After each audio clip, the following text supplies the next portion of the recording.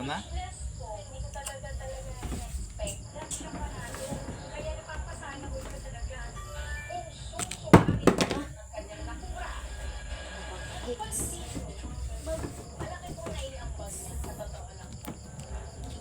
Na basta ingon aron daw nga bulan di ay.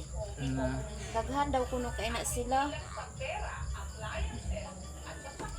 Basta ingon aron daw nga bulan daghan gyud daw na sila. Okay. Pero magpaaso ra daw. Magpaaso daw. Chokek. Naubag ang kamot sa ako. Sleep na dito, Ling.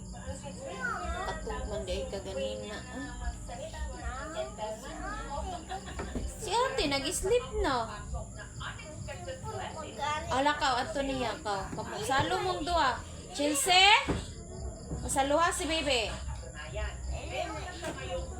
Nakaw dayon, kay pasaluhon kang ate.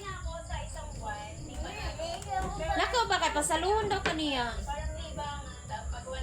And every time I try to fly, I fall without my wings.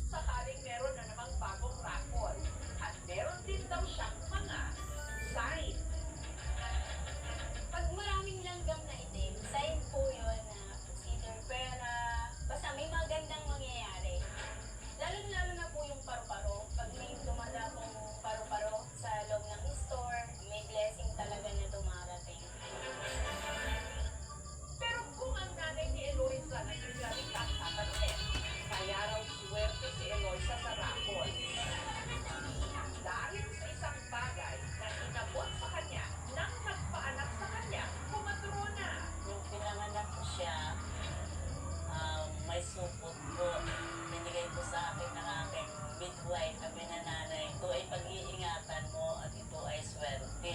Nung iniluwal niya raw kasi si Eloisa, nakabalot pa raw ito sa placenta o inunan. Pinago ko po yun. Pinalot ko pa po, ilagay ko po doon sa table ng aming cashier, para cashier paluan ng pera. Nung tinatabi ko po yun, ang ganda po ng negosyo ko. Tawag din ito ang fecal sac o parang sako na pumuprotekta din sa baby.